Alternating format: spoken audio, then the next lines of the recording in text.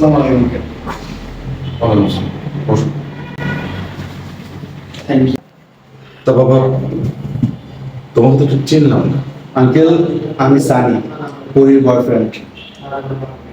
পরি কোথায়? পরিমাণ কার কথা বলছো তুমি? আঙ্কেল, আপনার মেয়ে পরির কথা বলছে। হোয়াট?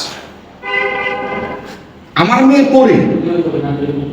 হ্যাঁ, পরি তো তাই বললো যে আপনি মাসুদ খান, আপনার মেয়ে পরি।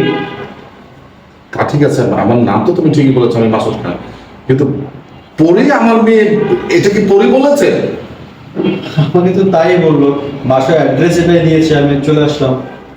আরে পরি তো আমার মেয়ে না, পরি হচ্ছে আমার বাড়ির কাজের মেয়ে, আমার এখানে কাজ করে।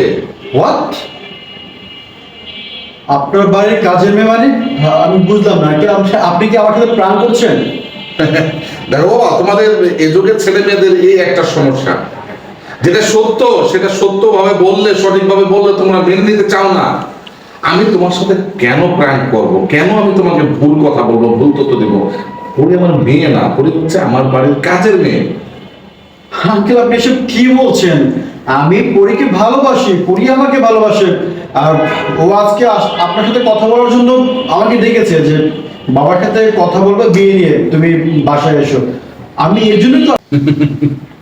বাবা, আমি আবারও বলছি, তুমি কোথাও ভুল করছো।